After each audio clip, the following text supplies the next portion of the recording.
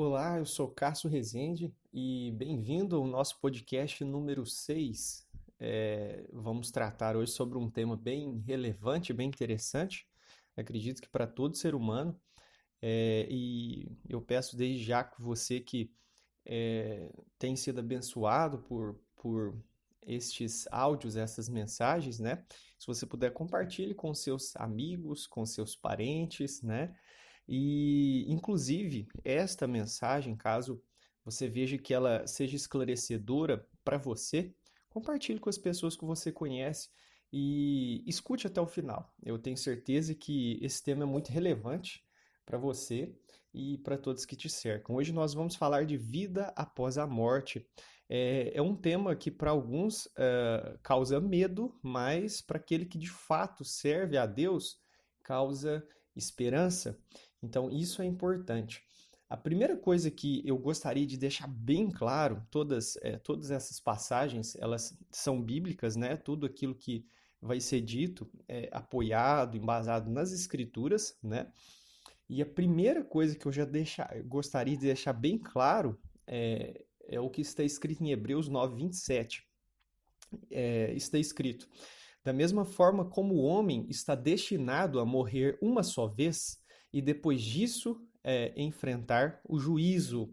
Então, aqui está falando sobre Cristo ter morrido uma só vez. No contexto você vai verificar isso, né? Que a única vez, o único sacrifício de Cristo foi suficiente para trazer o perdão dos pecados na nossa vida, né?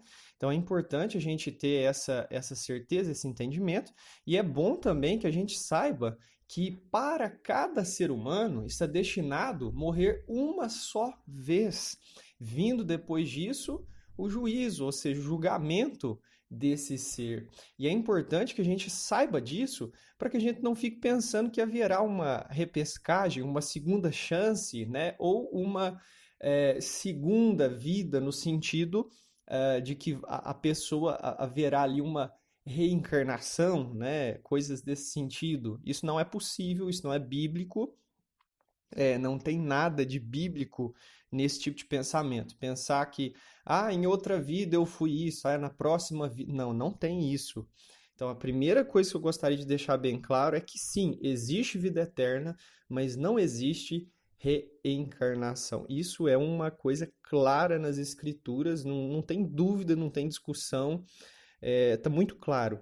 Tanto para a pessoa que vai ler a Bíblia a primeira vez, se você acompanhar esses versos, fica muito claro quanto a pessoa que já tem bastante conhecimento nas Escrituras, de verdade, na Bíblia, verdadeiramente, né? Não em livros que dizem ser baseados nas Escrituras, enfim.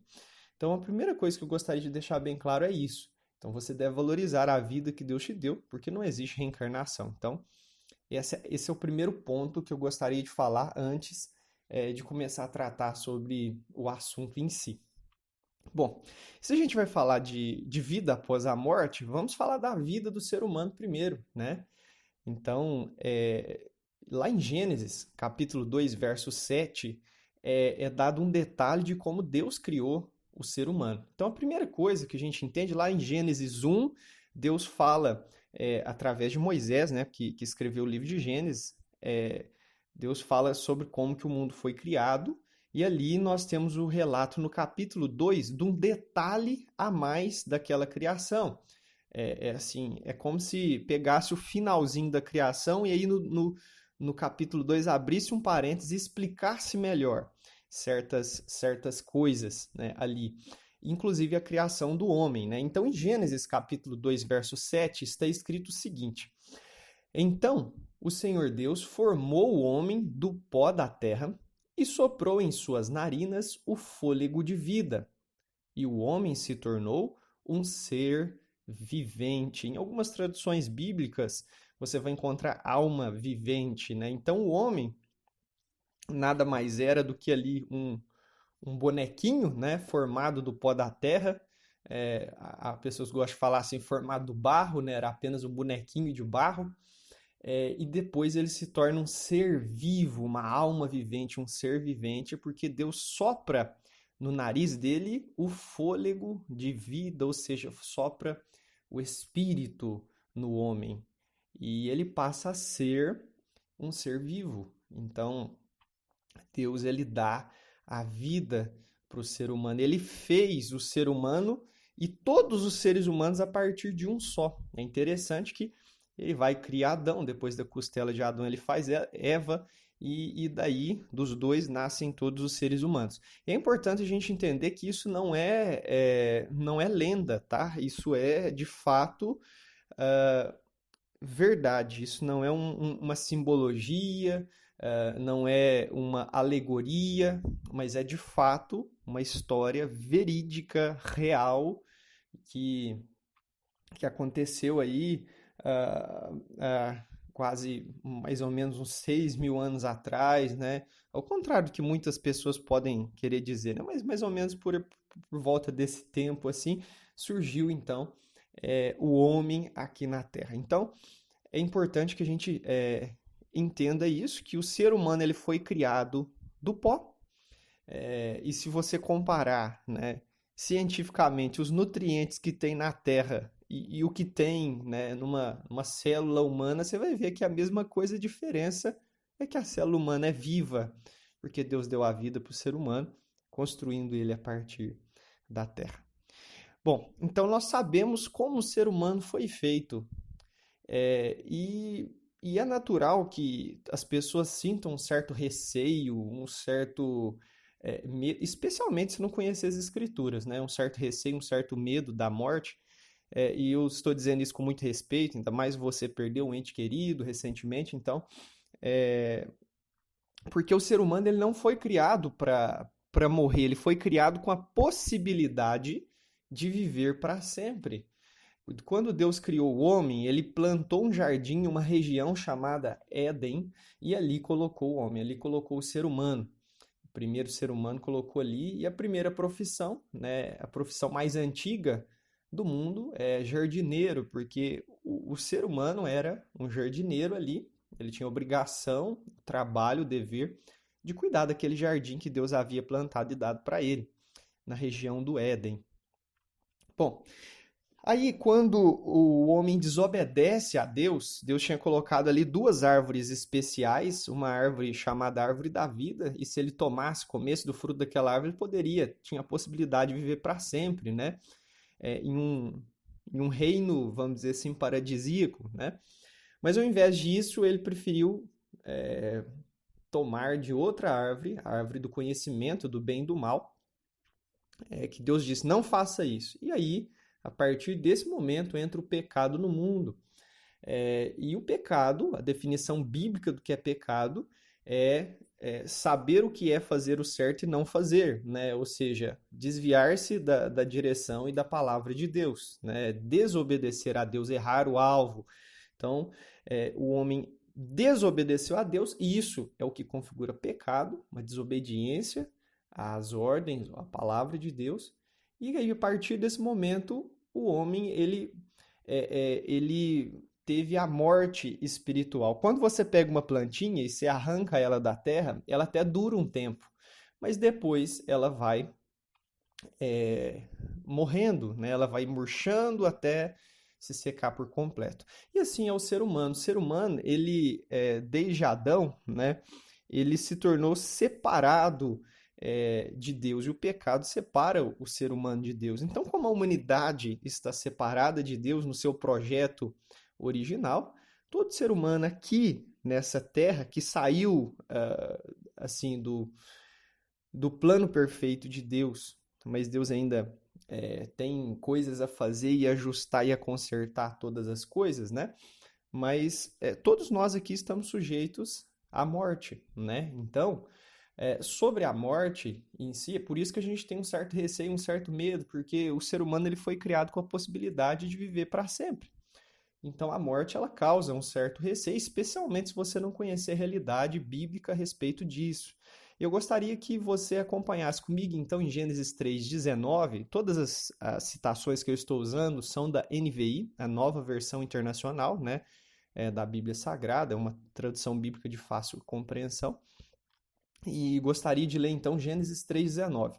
Com o suor do seu rosto você comerá o seu pão, até que volte à terra, visto que dela foi tirado. porque você é pó e ao pó voltará.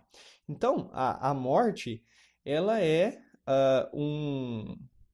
uma perda, né, da vida no corpo. Eu gosto de definir a morte como um estágio da existência humana. Então, a morte é um estágio, uma fase da existência humana. A definição bíblica para a morte é uma pessoa, ela veio do pó e vai voltar ao pó. Então, biblicamente, quando uma pessoa morre, ela volta ao pó. Ponto final. Por enquanto, é isso que a gente precisa entender. Inclusive, assim, esses primeiros versos que eu estou dando para você são para que a gente quebre certos paradigmas e, vamos dizer assim, até mitologias com referência à morte e o que a religião impõe a respeito dela, tá? E eu gostaria agora de citar uma passagem bíblica, são 3 versos do livro de Eclesiastes, que foi escrito pelo homem mais sábio da terra, que Deus deu dom de sabedoria humana a ele, né? Ele era Salomão, então ele escreveu Eclesiastes, capítulo 3, verso 19, 20 e 21. Está escrito assim, ó: o destino do homem é o mesmo do animal, e o mesmo destino os aguarda. Assim como morre um, também morre outro. Todos têm o mesmo fôlego de vida. O homem não tem vantagem alguma sobre o animal. Nada faz sentido. Todos vão para o mesmo lugar. Vieram todos do pó, e ao pó todos retornarão. Quem pode dizer se o fôlego do homem sobe às alturas ou se o do animal desce para a terra?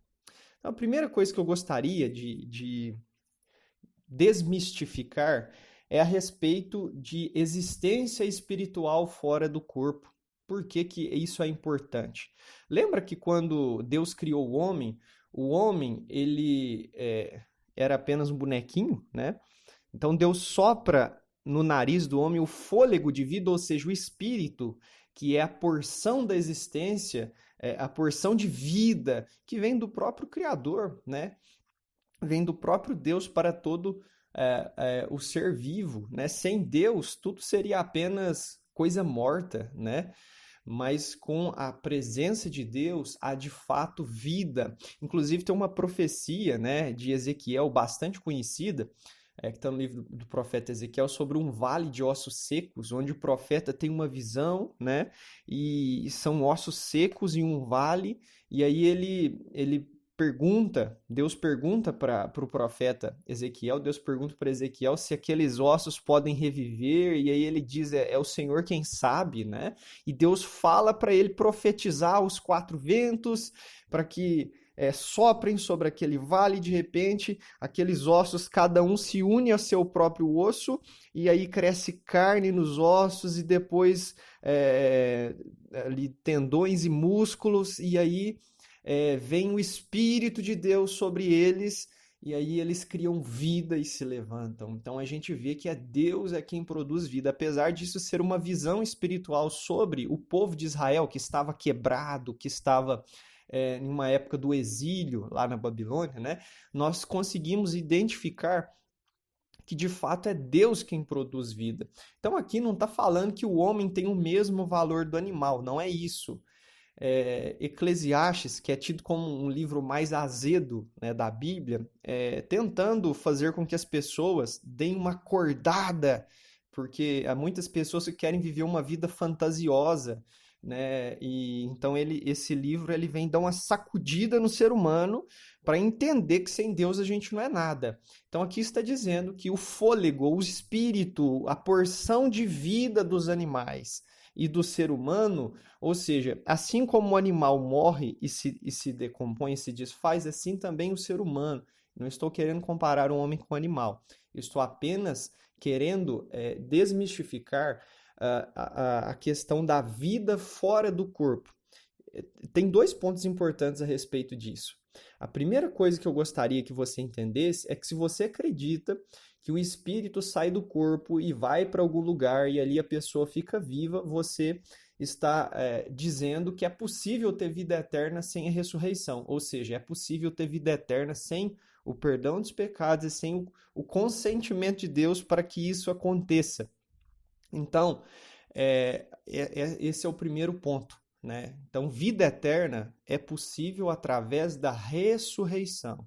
Nós vamos falar desse assunto daqui a pouquinho, né? O segundo ponto que eu gostaria de tocar a esse respeito é sobre a respeito, né, da comparação aqui do homem, do animal, é que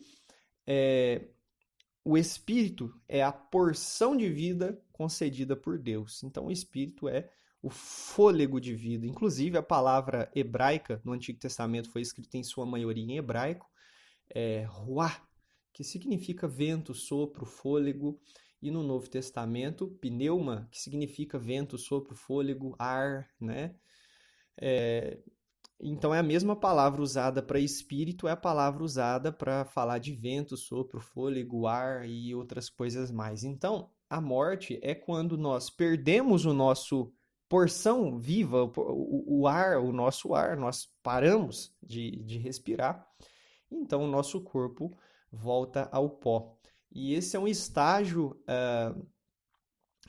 da existência humana, é uma fase da existência humana. Então, nós vamos falar mais ainda a respeito disso, sobre a morte. Tá? Em Eclesiastes, ainda, capítulo 9, diz assim, ó, pois os vivos sabem que morrerão, mas os mortos nada sabem. Para eles não haverá mais recompensa e já não se tem lembrança deles. Então aqui está falando sobre não ter lembrança, né, das pessoas que já morreram e tudo. Não é porque você não vai lembrar dos seus entes queridos que já faleceram, mas é porque na época que Salomão escreveu isso, não tinha nem fotografia, né? Então quer dizer que não tinha como ficar lembrando da aparência da pessoa. Então, essa última passagem é isso. Mas sobre os vivos saberem que vão morrer e os mortos não saber nada, é para mostrar que a pessoa que já morreu, ela não tem participação e nem visão de nada que acontece aqui debaixo do sol. Nada que acontece aqui sobre essa terra. Então não adianta a gente pensar para tentar uma falsa consolação que aquelas pessoas que já morreram estão tristes ou estão felizes com coisas que estamos fazendo ou deixando de fazer. Isso não é verdade. A palavra de Deus deixa claro que quem já morreu não sabe de nada do que está acontecendo aqui. Bom, a outra coisa, ainda em Eclesiastes, que é um livro bastante esclarecedor a respeito desse assunto, ainda no capítulo 9, no capítulo 9, verso 10, diz assim: o que as suas mãos tiverem de fazer, que o faça com toda a sua força, pois na sepultura para onde você vai, não há atividade nem planejamento, não há conhecimento e nem sabedoria. Ou seja, se você quer servir a Deus de todo o seu coração e quer fazer alguma coisa, faça enquanto você está vivo. Porque depois que você chegar ao fim da sua vida e ao estágio da existência humana que se chama morte, não tem como fazer nada. Não tem como você pensar que você vai ficar vendo isso, ficar presenciando aquilo. Não existe isso. Conforme as Escrituras, não existe atividade, planejamento, sabedoria ou conhecimento para a pessoa que já morreu. Então, qual é a definição bíblica para a morte? É um estágio da existência humana onde a pessoa está aguardando a ressurreição. Ponto final. Então, nós já aprendemos sobre isso. Inclusive, sobre como o ser se desfaz nesse estágio da existência humana, que é aguardando a ressurreição. Então, nós, quando morremos, estamos aguardando a ressurreição todo, tanto o bom quanto o mal. Diz aqui no capítulo 12 ainda de Eclesiastes, verso 7. O pó volte à terra de onde veio e o espírito volte a Deus que o deu. Ou seja, o nosso corpo se desfaz e a porção de vida volta para Deus. Lembra que o homem, ele não é um espírito, tá? O homem, ele é uma alma, um ser vivente que tem, e sim, espírito, que tem um corpo, mas ele é um ser vivente. Bom, mas já no Antigo Testamento, a esperança da ressurreição a gente já falou da morte, então a morte a gente já aprendeu que ela é um estágio da existência humana onde estamos aguardando a ressurreição. Mas no Antigo Testamento já é falado sobre ressurreição, e eu gostaria que você acompanhasse comigo o que diz em Daniel 12:2. Multidões que dormem no pó da terra acordarão, uns para a vida eterna, outros para a vergonha, para o desprezo eterno. Então, lembra aqui, ó, multidões dos que dormem no pó da terra. Inclusive, é uma palavra bem utilizada até pelo Senhor Jesus, quando vai se falar de alguém que morreu, fala que dorme, né? Ah, você está dormindo. E quando você dorme, você não sabe do que está acontecendo ao seu redor, né? Então, claramente, quem morreu não está sabendo de nada que está acontecendo na Terra. Então, é um estágio que a pessoa está aguardando a ressurreição. E aí vai acordar para ser julgado. Lembra que a gente falou lá no comecinho, em Hebreus, sobre vir o juízo? Então, eu quis desmistificar a questão, o fulano morreu, foi para o céu, o fulano morreu, foi para o inferno. Olha, não tem isso. Existe sim céu, existe sim o lago que arde com fogo e enxofre, mas a pessoa que morre, ela está aguardando o juízo, e só depois do juízo é que tem um lugar definido para ir. Entenda isso. A pessoa não é uma coisa instantânea. Morreu, tchuf, já apareceu já no lugar que vai e ali fica. Não. Para existir vida eterna, vai haver primeiro ressurreição. Lembre-se disso. E aqui fala sobre ressurreição. Multidões dos que dormem do pó da terra acordarão, ou seja, vão ressuscitar. A palavra ressuscitar significa ressurgir, reaparecer. Morreu, desapareceu, e essa é uma fase aguardando ressurreição. E aí, quando é como você dormiu, às vezes você acorda assim, com alguma coisa que está acontecendo ao seu redor, parece que você tinha acabado de fechar o olho. Às vezes você ficou meia hora, uma hora dormindo, aí você acordou, é a mesma coisa se você tivesse piscado, né? Então é assim, é uma pausa na existência humana aguardando a ressurreição, é a morte e vai haver ressurreição. Daniel já fala sobre isso, ou melhor, Deus fala com Daniel. E em Daniel ainda, no capítulo 12, no verso 13, o finalzinho do livro de Daniel, Deus, através de um anjo, fala com ele assim: quanto a você, falando com Daniel, o profeta, siga o seu caminho até o fim. Você descansará, ou seja, você vai morrer, e então no final dos dias você se levantará, ou seja, você vai ressuscitar, para receber a herança que lhe cabe, porque Daniel era um homem fiel. Então ele ia descansar, e a morte é de fato uma pausa, um descanso, e aí depois a pessoa vai para onde tem que ir, ou seja, ele ia receber a herança no reino de Deus que lhe cabia. Bom, então nós já falamos a respeito dessa esperança da ressurreição no Antigo Testamento e vamos agora para o Novo Testamento. Vamos para as palavras do próprio Filho de Deus, o Senhor Jesus, o Messias, e aqui em João capítulo 6, no Evangelho de João capítulo 6, está escrito o seguinte: e esta é a vontade daquele que me enviou, que eu não perca nenhum dos que ele me deu, mas os ressuscite no último dia. Olha, tem um dia para a ressurreição. Porque a vontade de meu Pai é que todo o que olhar para o Filho e nele crer tenha vida eterna, e eu ressuscitarei no último dia. Apesar da gente receber a vida eterna já em vida, tendo esse direito à vida eterna, crendo em Jesus Cristo, e é claro, temos que obedecê-lo, nós vamos ressuscitar no último dia. Então é importante a gente enxergar isso. Então eu li aqui João 6, versos 39 e 40, e Jesus fala a respeito da ressurreição.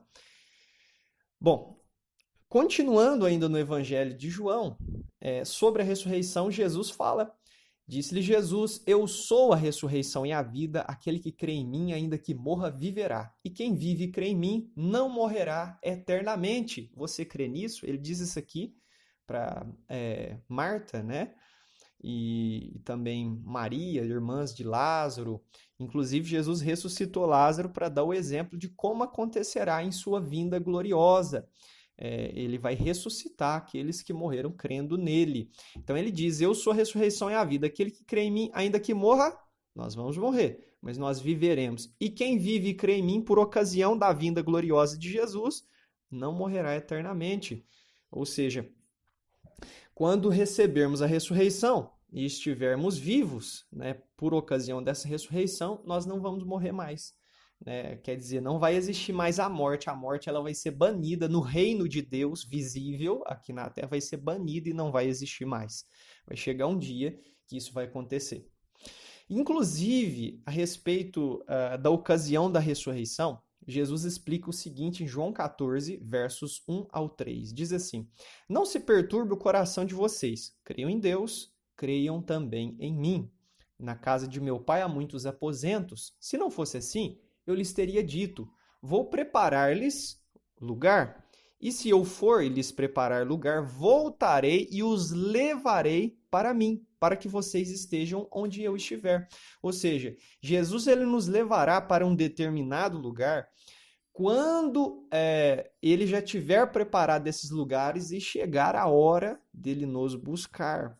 E não buscar individualmente, é buscar aqueles que o obedecem, aqueles que o servem, que creram em seu sacrifício perfeito. Então, nós não estamos instantaneamente no céu quando a gente morre. Fechou aqui, abriu o olho lá em cima, não é assim que funciona.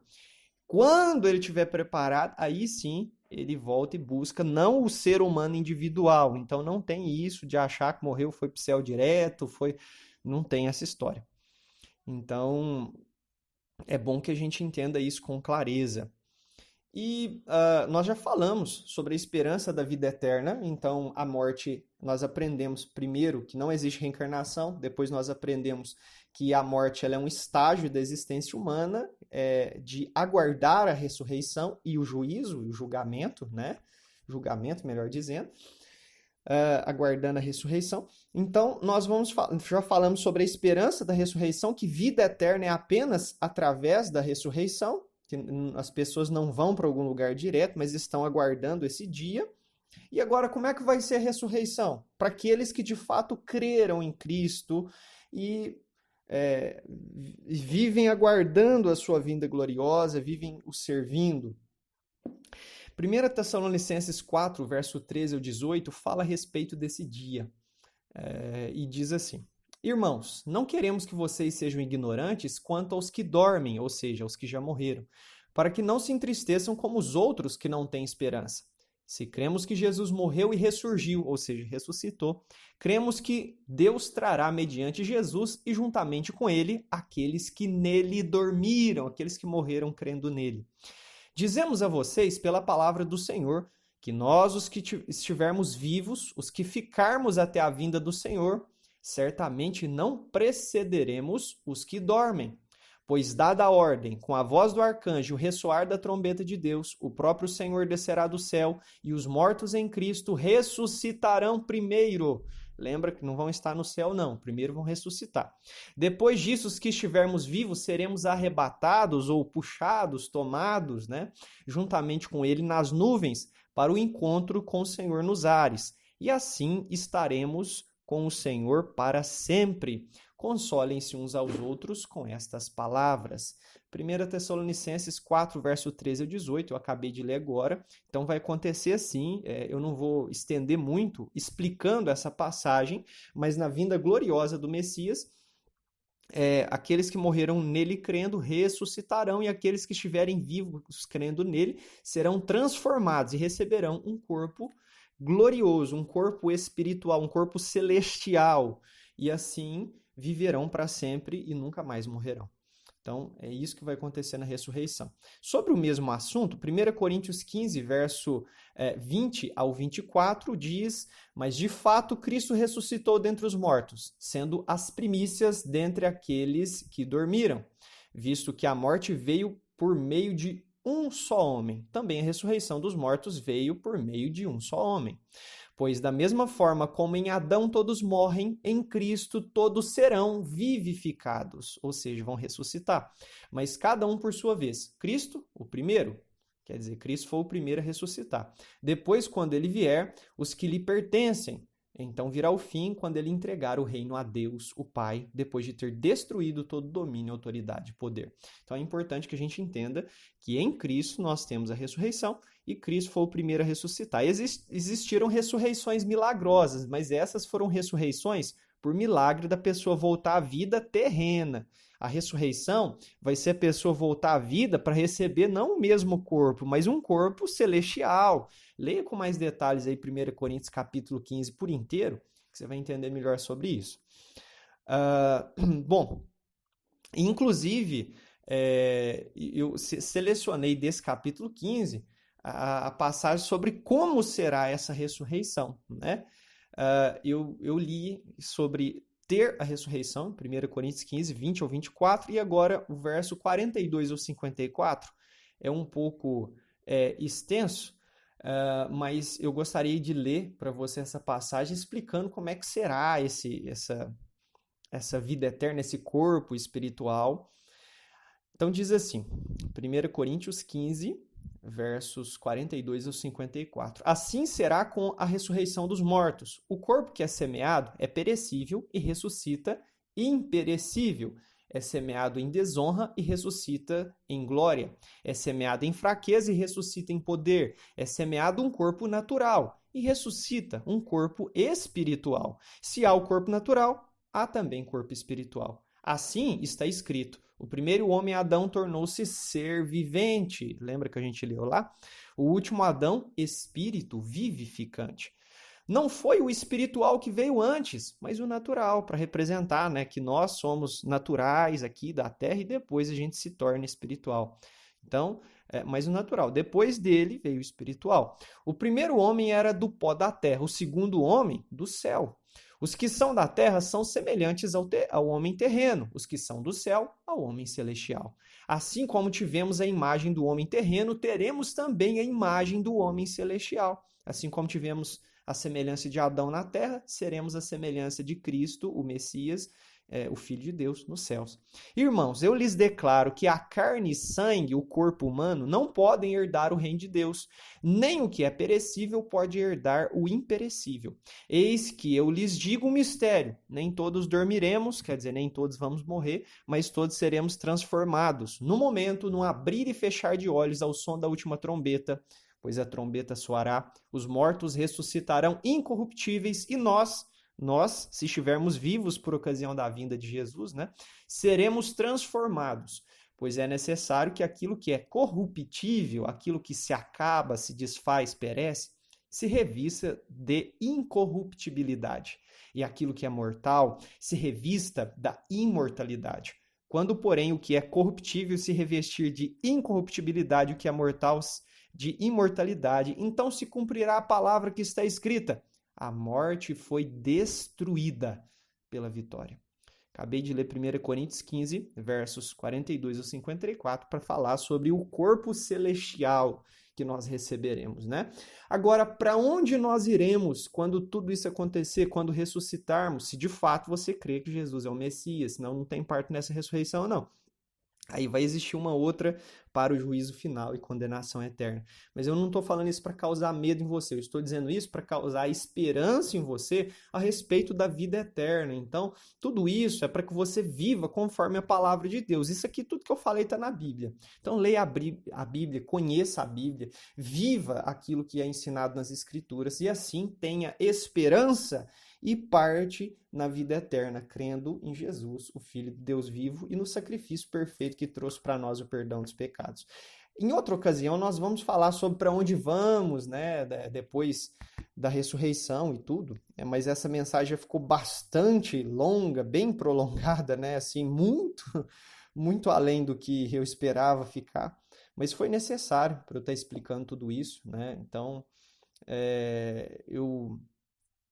eu peço desculpas por não ter conseguido resumir, né, esse podcast, né, mas foi necessário, né.